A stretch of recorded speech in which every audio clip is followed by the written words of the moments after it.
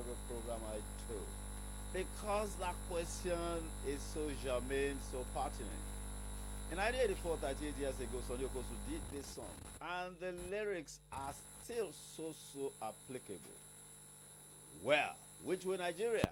That is going to be a decision in the hands of each and every one of us. I have in the studio with me this afternoon a political scientist and a public affairs analyst, and to boot, he teaches. Yes.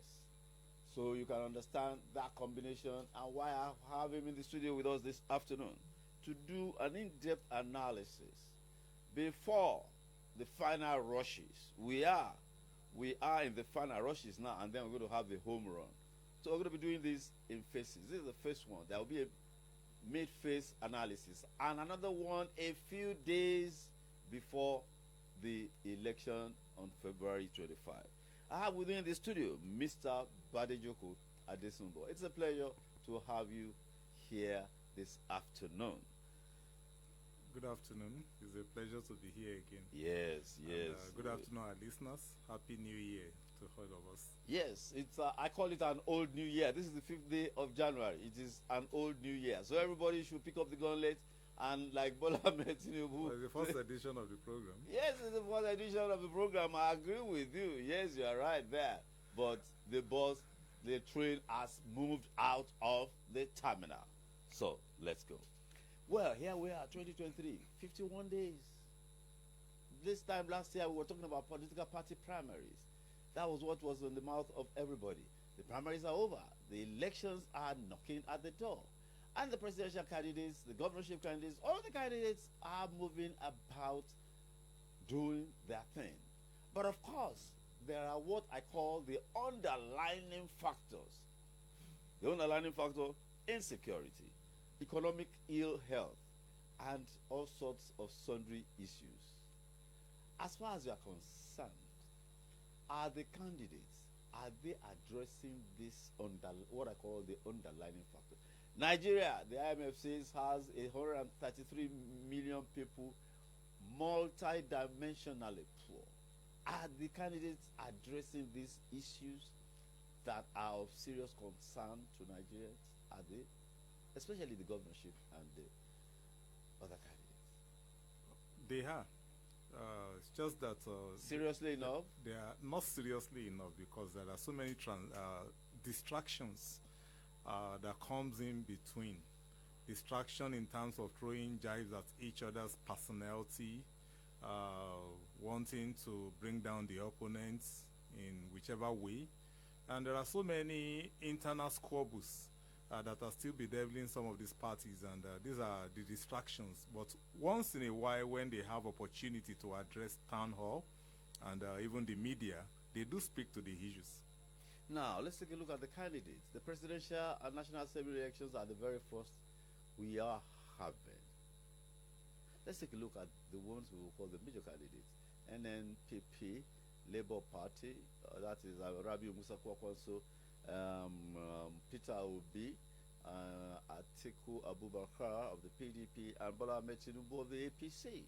Let's take a look at, as we speak today, the 5th of January, where is their location in this race? Let's start with Rabiu Musa Kwakwanso.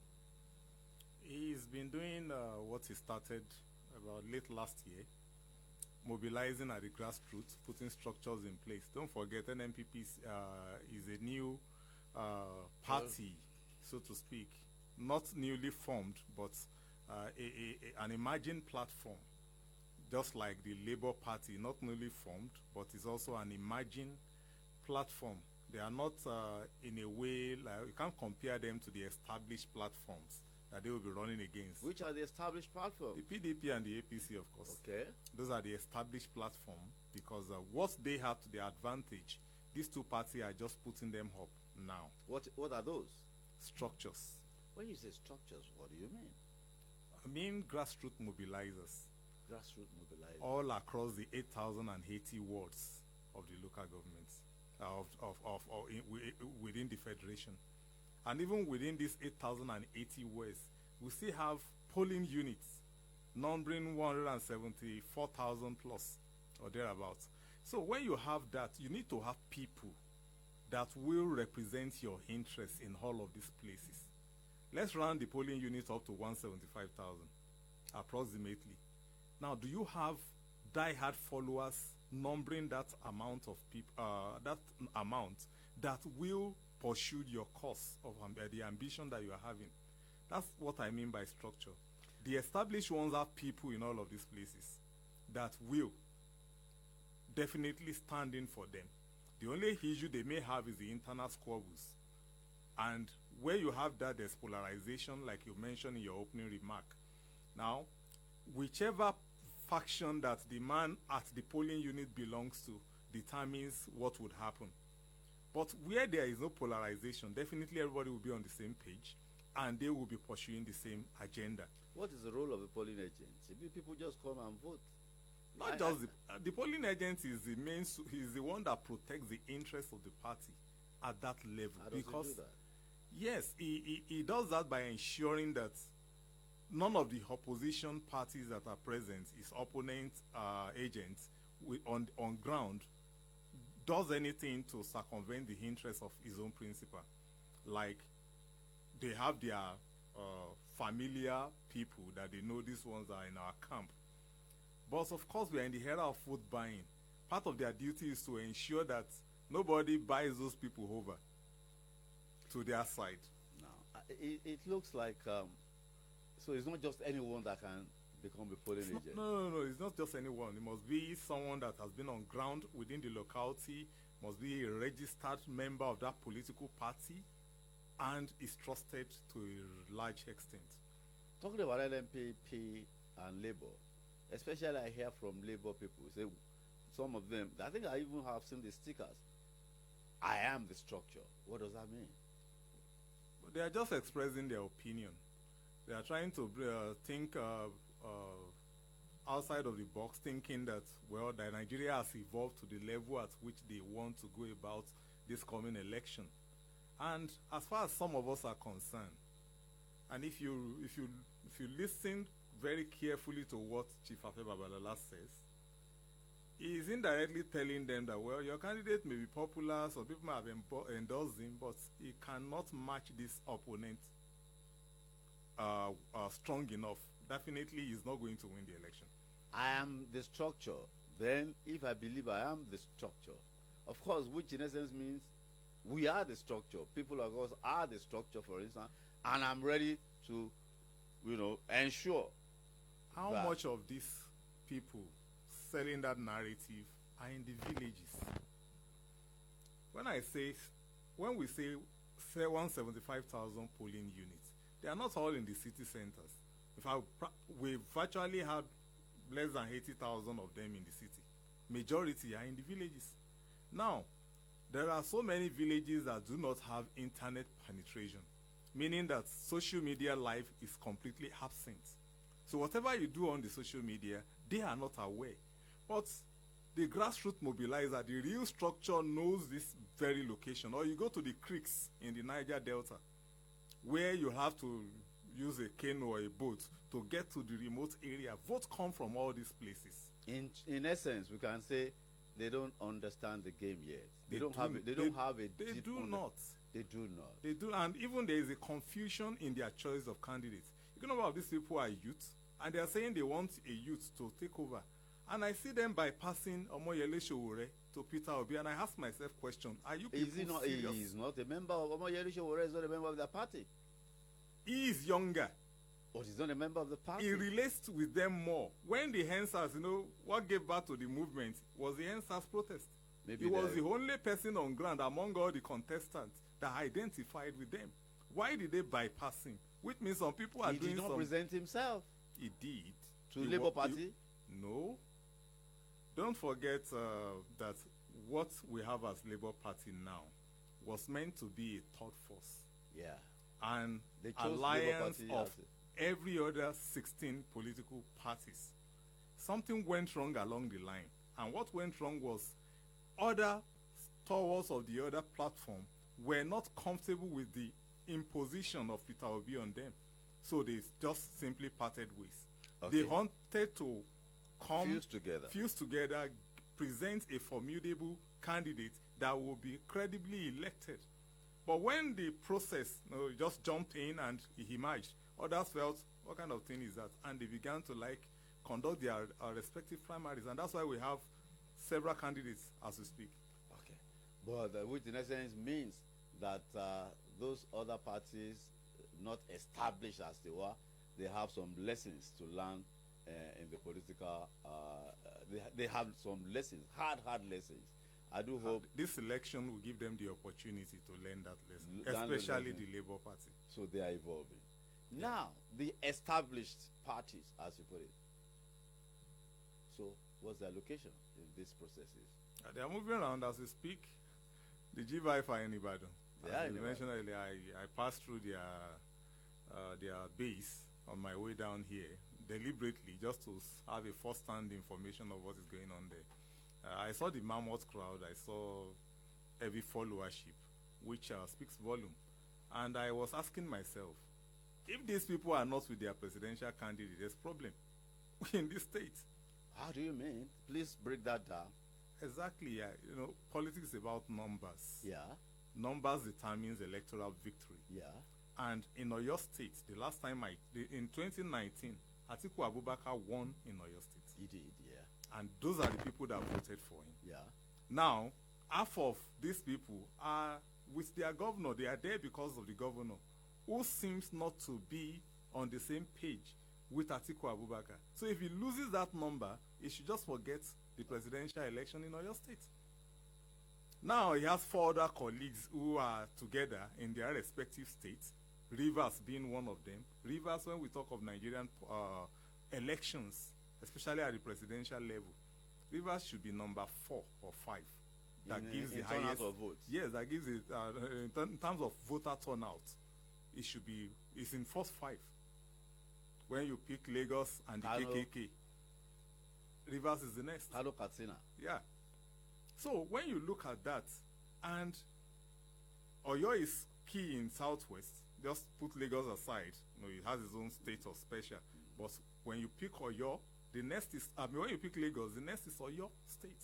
And you have the governor not on the same page with the presidential candidate of his own party, meaning that he may likely pull those chunk to support another candidate. So whosoever candidate he is likely to support will have a numerical advantage against the PDP candidates in Oyo State. So that is what I mean. Do you think the governor has that clout? From what I saw today, I want to believe so. Because these are politicians. Don't forget, he has some interest group that are also supporting him, the pensioners, for instance, and a significant number of the workforce. And these are people that are, they belong to households. They have influence on certain number of people. By the time you add the numbers, it seems to be a little bit stronger. But of course, in politics, the governorship election, as far as Oyo State is concerned, is a different ballgame. It's a different ballgame. The national election, in any way, has never really influenced the governorship election in Oyo State. They play it separately. Yeah, they do. No bandwagon effect here. Yes. So that is one thing that the governor needs to be cautious of, and break that down, please. Because there are factions in his party. Yesterday, we had a similar event. Some people within the same party. The Oyele says Bola Rumi is their Kinjide. Yes, their Kinjide is marching for their presidential candidate. Yeah. The same political party. The governor was holding a meeting. And they passed through the secretariat. In fact, they more or less blocked the secretariat with the crowd that were there. Because I also deliberately, find myself around that event to get the first-hand information. So when you look at all of that, separate people, they really need to come together to determine his electoral victory. If that number should go join the opposition, then the opposition becomes strengthened. So that is what I mean. Now, these people that are with Atiku, they are the traditional PDP people. Bola Rumi, people who have never left PDP or have never crossed from the Akinji days, the Oyele says. the Jogo, Femi Babalolas. They have never left PDP. They have never romanced any other party in their political career. Are they solid? The fact that they refuse to be bullied by the governor shows that they are solid. And the fact that they're still able to organize themselves independent of the governor shows that, of course, the governor really needs to be careful and he should take them seriously. Yes, there's still always room for reconciliation. Even as we speak, I still do not believe that the governor will not work for Atiku Abubakar. He actually said yesterday that he will not work against PDP. What does that mean? Of course, it speaks volume.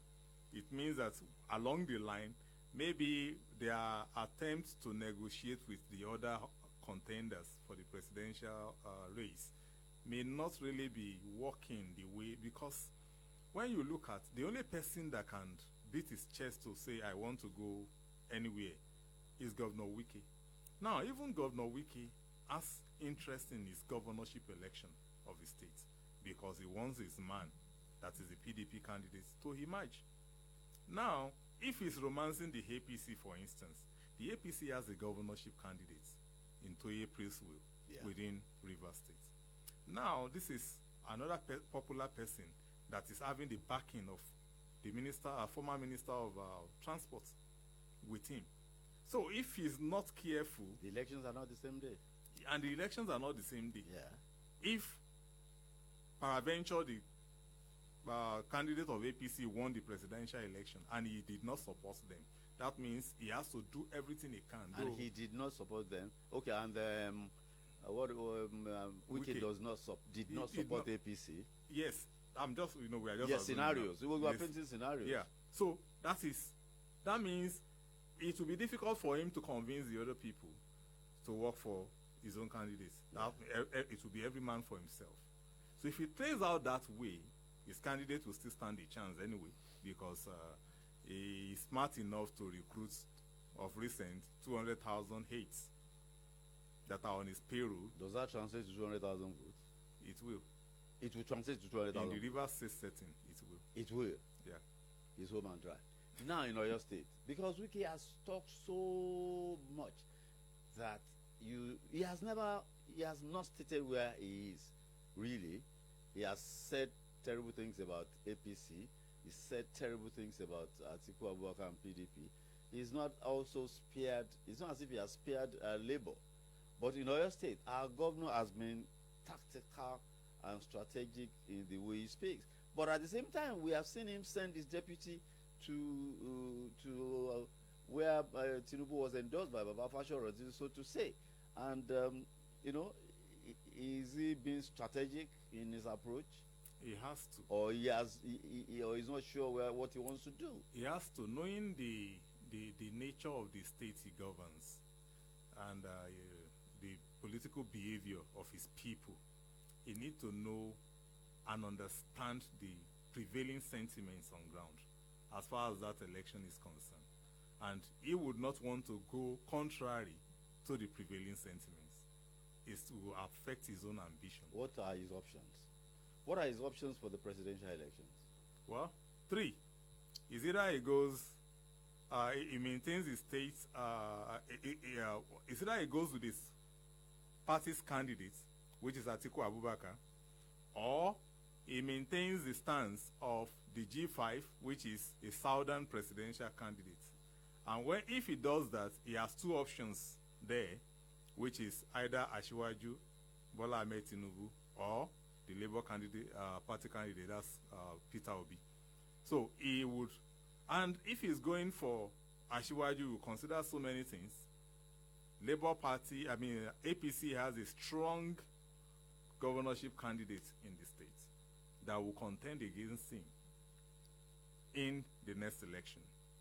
Now, are they going to now work together for the presidential candidate and go their separate ways when it comes to the governorship? And if you decide to go for the Labour Party candidate, luckily, the Labour Party does not have a governorship candidate that I know. Oh, in Oyo State? In Oyo State. Oh, please, I do. He's been here. I interviewed him. Well, people do not know him. He currently works at the presidency of an APC government. Well, People do not know him, so he may be a decoy, kind of. So, because if you are working and you are contesting for such an office, the law says you must resign. So that's the thing. And if he's not resigning, he's still working according to what you're saying, and he's still a candidate in the election, I may be seeing a decoy here.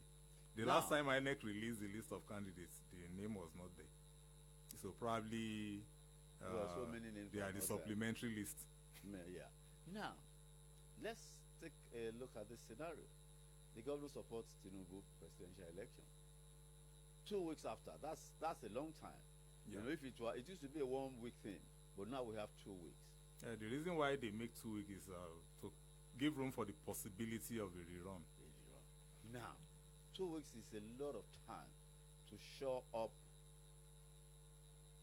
support or to turn the tide, as it were.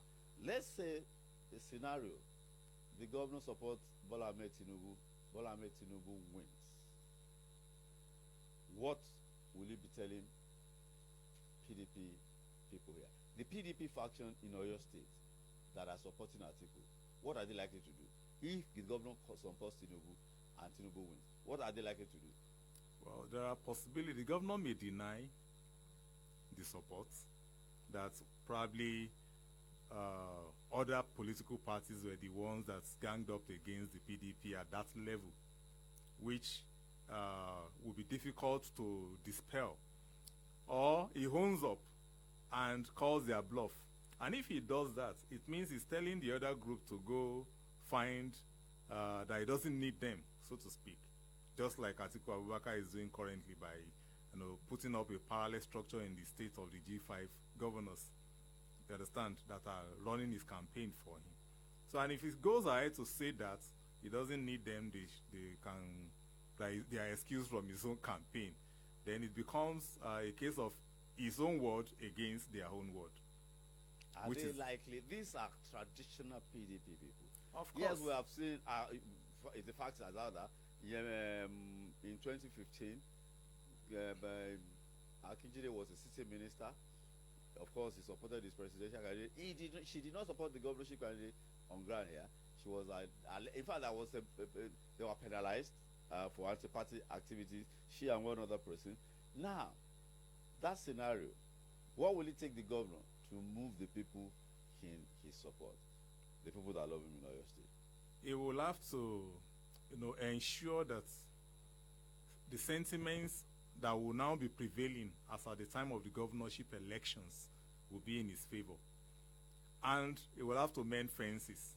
Of course, not everybody within that camp would be on the same page. There are still some that could still be bought over. Some who are really interested in the governorship because they know they will see it from the angle, the perspective of the fact that they have lost out in the presidential election. If they don't support their governor, that means they will lose out completely. Let me now interject and give you an issue here. Raise an issue. The joggers, the Bola Rumis, the Akinjides, who is the later day appearance, and the former minister, all of them, they are the traditional Oyelese and all other people. They are the traditional old PDP people. Teslim Folarin is one of them, whether he's in APC or not.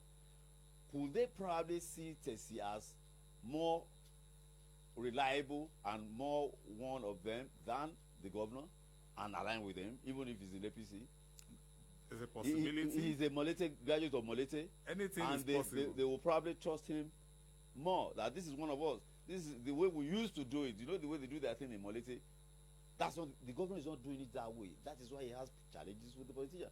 Could those old guard PDP, feel more affinity and affiliation towards Tessie, in spite of the fact that he's in APC? Could that happen? It could happen. He is one of them. He is one of them. It could happen, and that is even one of the reasons why his emergence had polarized the APC within the state, because they never saw him as a core progressive, as one. In reality, the old guard PDP has seized the APC in Oyo State. That is the reality. Yes, that is the reality. So, but let's now look at those that are non-politicians. Mm-hmm. who also constitute significant number. Much more than politicians. Yes, of the electorate. Yeah. Now, these are the people that I said the governor will have to appeal to their sentiments. Who are these people? Okay. The pensioners, the workforce within the state, those trade union groups like the market women and all those other associations, the artisans. This group of people, the transport union, they are factionalized, but at least he has a majority to his side. Those controlled by the park management system. PMS. Yeah. So all this group of people too, they have role to play in the election. And if they are with the governor stands a slight chance to emerge victorious, because that means every other group that are outside of these ones that have been itemized would be shared. Don't forget, there's a Penkeleme somewhere who is also a strong contender, a very strong factor in the election. And having come out of the APC would be dividing the APC votes as well, even though Tessie may stand a chance of getting the polarized group of the PDP. But which other group outside of politicians would be with these other people? If you're a politician, if you are a strategist, the governor's main political strategist, what will you be telling him? I'll be telling him to... For the presidential election, or everything together. You know, if you do this presidential election, these are the possibilities, this is the scenario that's likely to unfold. I'll tell him that he needs to be smart enough to be sure that whosoever he supports at the presidential level is the one that will win. Okay. And how will he do that? He has to support the winning candidate. He needs to find out the chances of all the major candidates, especially the three of them that we've been talking about, in every of the states. And it's easy for him to do that. He's a sitting governor. Yeah. He can find out to know, okay, in my state, in this state, in this state, in this state, if this person could win 18 states out of 36, he's already the president. Nah. So that means he will just be the 19 states. And if he already has a president, one thing about that is that he will never lose out in the election. Even if he loses his own governorship election, there will always be something reserved at the national level for him. Okay, that's very smart. Now, let's take a story from today, of course, 5th January, the governorship, the governor of Oyo State is launching his second-term bid at Makpo Hall. And, of course, the other 4 members of G5, they have worked in synergy, they have attended each other's events, held meetings, and all of that. They are here in Ibadan. Let's listen to the G5 members speaking at Makpo Hall. Do stay tuned. I know that what you will see in the next 4 years is far greater than what you have seen already. And I pray that Almighty God will be upon all your people. And we believe that 2023, Oyo will deliver Sheikh Makinde back to government house. He has not disappointed. He has done well. He is a truthful person, a man who believes in fairness, equity, and justice. And so we believe that by the grace of God, he will come back to government house 2023. We want to assure you that the Integrity Group and the G5 governors are committed members of PDP in our various states. We have a challenge with the national leadership of our party because they have failed to deploy its internal conflict resolution mechanism to solve the problems that arose after the convention. You already know that Sheikh Makinde has done well since she gave him the mandate in 2019. And therefore, the only way we can appreciate more, that Oyo will benefit more, is for him to go back and complete the good work he has started. And that is why he will say, Sheyi 1, Sheyi 2, Sheyi, Sheyi, Sheyi, Sheyi 6, Sheyi 7, Sheyi 8.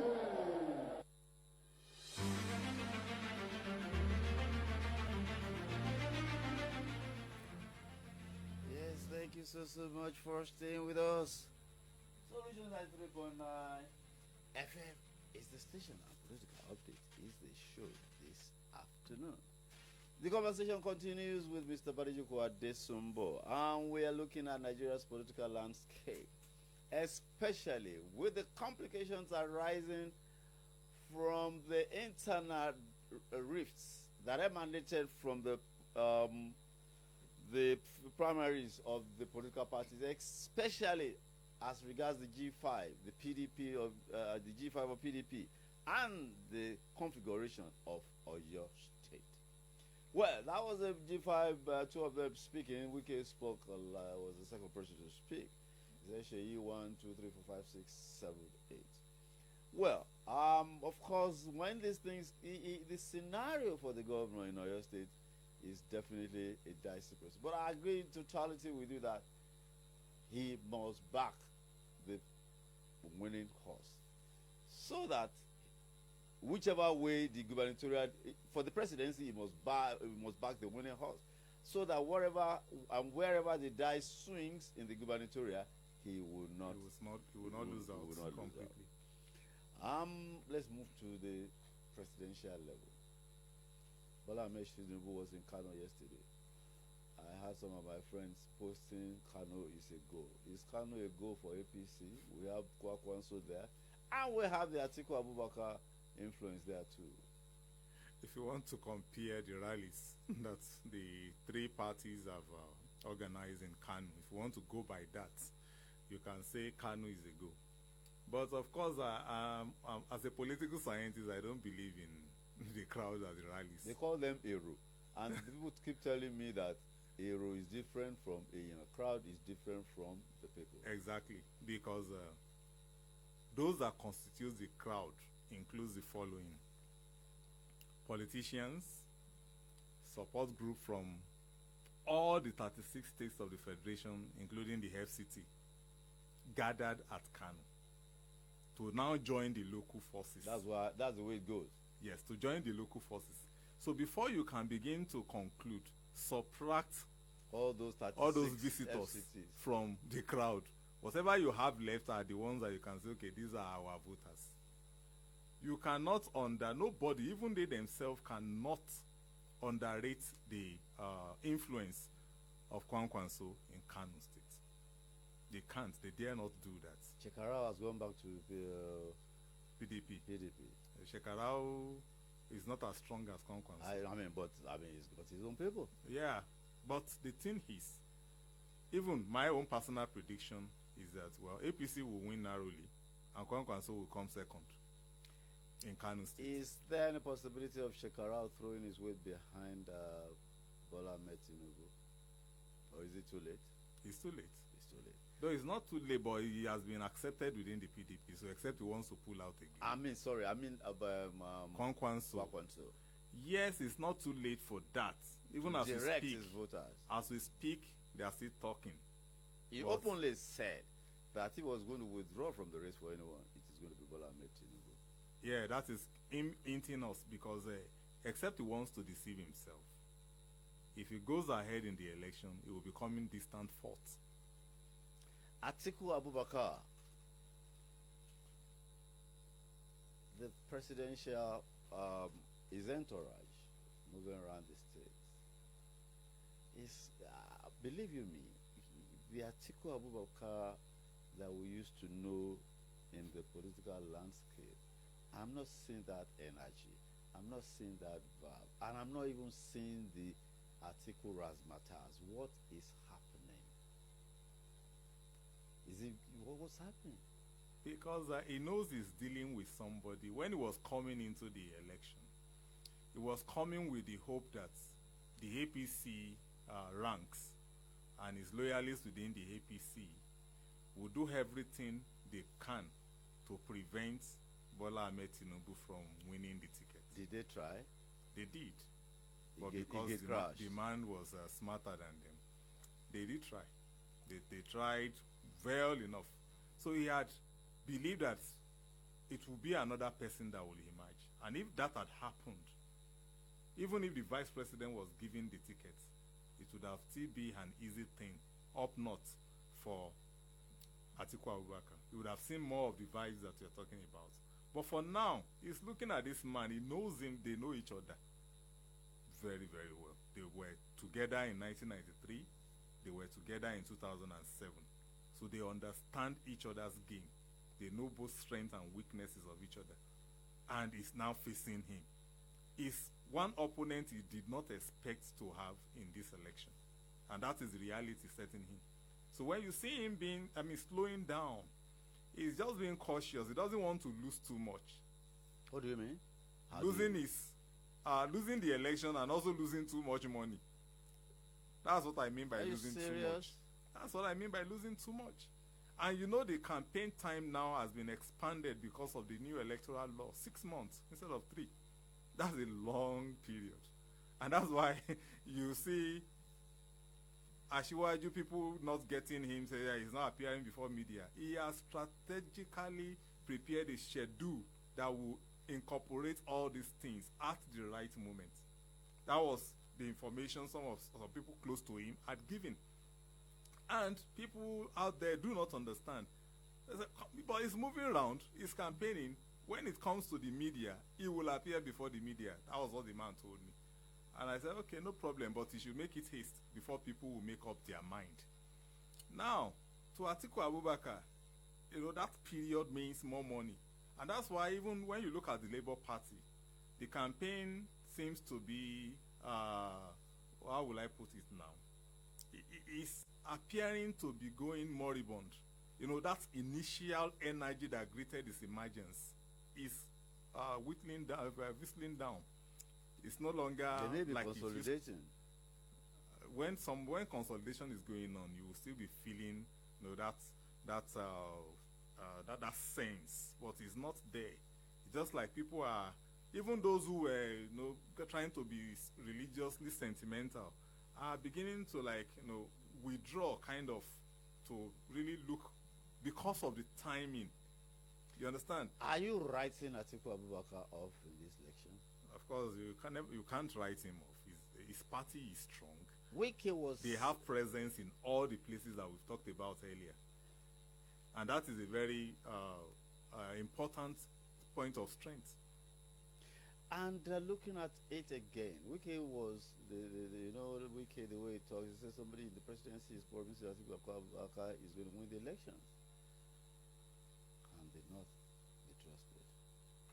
Can Atiwaju Bola Ahmed Tinubu trust the North when they say they are with him? The North themselves knows that their integrity is at stake as far as Ashiwaju's case is concerned, because that was the music that his running mate, not knowing that he will eventually pick him, talking about Kasim Shettima. That was the music he was playing to their ears, build up to the primaries. That come 2014, himself and all of you gathered here did not support Buhari. Kwankwanzo was our man. It was this man that made Buhari to emerge and win the tickets ahead of Atiku Abubakar. And if you go back to that primaries, Atiku actually came distant third. It was Kwankwanzo that came second. Yeah. Now, and he was making them to understand that, this man did a lot of things. Eventually, his hand was cut off from the whole thing, but he stood. This is his time for him to be paid back. It's payback time for him. Don't paint the North, give the North a betrayal coloration. That was what he was telling them. Sometimes in Hausa, he will speak English where he needs to speak, and they understood. Why did Atiku Abubakar and the entire PDP machine, why did they commit such a blunder in terms of, the argument that PDP has spent 16 years and the South has spent 14 out of those 16 years. Therefore, it is the turn of the North. Why, as if the Buhari here now is not from the North? Why did they commit such a blunder, and APC is capitalizing on it? They didn't see it as blunder when it was being committed. They look at the North will always pursue the cause of the North. that the North will not see a Northerner on the ballot against the Southerner and cast for the Southerner. That was what. He even said that in Kaduna. Atiku Abubakar is alleged to have said such a thing in Kaduna. Yes, that was what they were leveraging all those things on. And of course, it worked in their favor, because within the PDP context, they actually had some points. But where they bungled the whole thing, where the gain became loss or losses, was the refusal of Iyoshayi to step down. Wow, that is the sore point. Yes, thank you so much. Solution 93.9 FM is the station, and of course, Political Update is the show this afternoon. I've been in conversation in the past 45, 50 minutes or thereabout with Mr. Badejoko Adesumo, a very familiar face. We started this program together, I think, in February or thereabout. Yes, you'll be seeing more of him at least 2 more times before we go to election on 25th February. And of course, we'll be doing the analysis together after the elections. Of course, it has been a deep and insightful and engaging one with you, Mr. Badejoko Adesumo. Thank you so much for honoring the invite for you to be here. Yes, it's a wrap on Political Update this afternoon. It's been Ayodiji Ajishokwe presenting with favor Oloruntola with a lot of flavor producing me. Thank you. God bless you. God bless our union. Bye for now.